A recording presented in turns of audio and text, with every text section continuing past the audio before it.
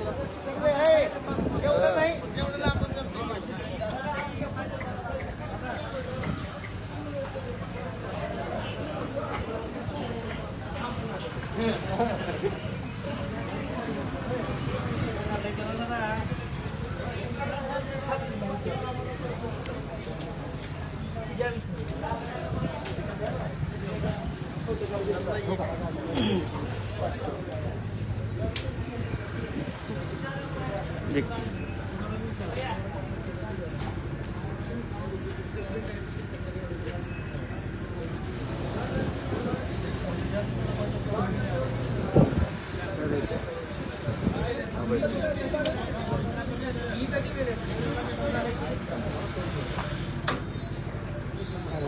आता हे तुम्ही जे काय ह्याच्या बसून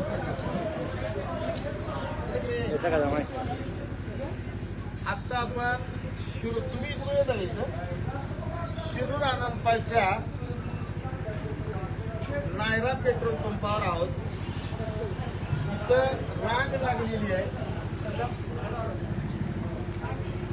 रांग लागलेली आहे त्यांची. शेतकऱ्यांच्या आत्मशागतीचा पिरियड आहे, जून तोंडावर आलाय, कधी पेरण्या सुरू होऊ शकतात. अशा परिस्थितीत अनेक पंप तिथं बघा, ट्रॅक्टर सगळी रांगच रांग आहे आणि कधी म्हणजे पेरण्या तोंडावर आलेल्या आहेत. अनेक शेतकऱ्याची मशागत राहिलेली आहे इथे.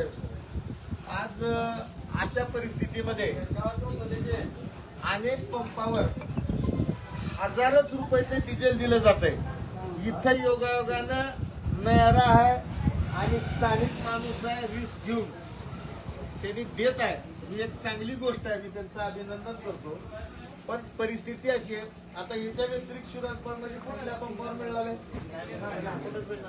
शिरणपळमध्ये अनेक पेट्रोल पंप आहेत, परंतु कुठल्याच पेट्रोल पंपावर डिझेल पेट्रोलचा साठा शिल्लक नाही, मिळत नाही. लोदग्याला, निलंग्याला, देवणीला बहुसंख्य ठिकाणी एक तर साठा नाही किंवा केवळ साठा असला तरी 1000 रुपयाचं एकाला दिलं जातं. आणि ते पण ते आटात नाही. ट्रॅक्टर शेतात कुठंतरी मशागत करत असलेलं ते थांबवायचं, ट्रॅक्टर घेऊन यायचं, 1000 रुपयाचं डिझेल भरायचं, परत शेतात जायचं.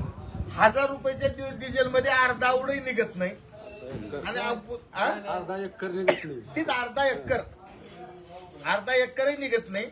पुन्हा 1000 रुपयाचं डिझेल भरायला वापस यायचं आणि ह्यात येण्या जाण्यात त्याच्यातलं 300चं डिझेल 400चं डिझेल येण्या जाण्यात जाते. अशी परिस्थिती आहे. सरकार पेट्रोल डिझेलचा साठा उपलब्ध आहे असे स्टेटमेंट देते. ह्या सरकारमध्ये दम नाही अमेरिकेला न भेटा इराणकडून तेल घ्यायची. या सरकारमध्ये दम नाही अमेरिकेला न भेटा रशियाकडून डिझेल घ्यायची. मुळात बफर स्टॉक कोणत्याही देशाकडे युनिव्हर्सल नियम आहे, जागतिक नियम आहे की किमान 1 वर्ष पुरेल एवढा बफर स्टॉक इंधनाचा त्या देशानं शिल्लक ठेवला पाहिजे. जर आपल्या भारताकडे मजबूत पंतप्रधान असताना 1 वर्ष पुरेल एवढं जर डिझेल शिल्लक असतं तर आज ह्या रांगा लावायची वेळ आली नसती. भाव वाढलाय तो भाग अजून वेगळा आणि भाव पण कसं वाढायले, आज 3 रुपये, 4 दिवसांनी 3 रुपये, एकदम 10 रुपये वाढवा की, पण नीट तर द्या. पण तू कोणतीच दया ह्याला काय संसार न केलेल्या माणसाला बाकीचे जे संसार उद्ध्वस्त होऊ लागलेत का नाही ह्याची पर्वा करायचं काही कारण नाही. त्यामुळं बेपर्वा सरकार आहे. सरकारनं जनतेला वाऱ्यावर सोडलंय. एक तर शेतमालाला भाव नाही. आमच्यापाशी होतं तेव्हा सोयाबीन 4000 रुपयानं 3500. आमचं संपलंय, आता पेरणीची वेळ आली आहे तर सोयाबीन 8000. म्हणजे बियाणं आम्हाला 8000च्या हिशोबानं घ्यावं लागेल. आणि जेव्हा पुन्हा आमची रास होईल तेव्हा पुन्हा 3000 आणि 4000 सोयाबीन. कारण बघलं आम्ही गेल्या 10-12 वर्षापासून जेव्हापासून ही पनौती सरकार आलंय तेव्हापासून देशामध्ये शेतकऱ्याला मरण्याशिवाय दुसरा पर्याय ठेवणे ही गोष्ट वेगळी. त्या धर्माचे, भारतीय संस्कृतीचे संस्कार आणि आमचं कौटुंबिक नातं ह्याच्यातून लोक कसं तरी लेकरा बाळाकडे बघून, मायबापाकडे बघून, भावा बहिणीकडे बघून तग धरून जगलेल्या. खरं जर विचार केला की कसं जगावं, तर आज जगायला काही शिल्लक या सरकारनं ठेवलेलं नाही. ही रांग, ह्या शिरांपणामध्ये कधी अशी रांग लागल असं कुणी लहानपणापासून स्वप्न सुद्धा बघितलेलं नाही. ही रांग लागण्याचं कारण या सरकारमध्ये अमेरिकेला न भिता डिझेल पेट्रोल इराणकडून किंवा रशियाकडून खरेदी करायची हिंमत नाही. बर, यांनी रेट वाढवलेत. एका लिटरला साधारणतः 32-36 रुपये यांचा केंद्र सरकारचा टॅक्स आहे. तो टॅक्स कमी करा ना. रोड कशाला वाढवला?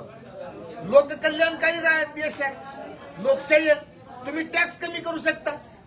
कच्च्या तेलाची किंमत वाढली म्हणून, परंतु तुम्हाला तुमचा नफा सोडायचा नाही, कारण तुम्ही गुजराती हो. तुमचा नफा तुम्हाला सोडायचा नाही. जी काही नरडं दाबायचंय ती शेतकऱ्याच दाबायचंय. तुमचं दाबणं चालू आहे. शेतकरी उघड्या नजरेनं बोलतोय. लक्षात ठेवा, याचा हिशोब होईल. शेतकरी हा दिवस विसरणार नाही. ऑक्सिजन न मिळता आमचे सोयरेदारी, आमच्या घरातले कुटुंबीय मेल्यात, तोही दिवस आम्ही विसरलेला नाही. तुमचा हिशोब चुकता केला जाईल. जरा दमका.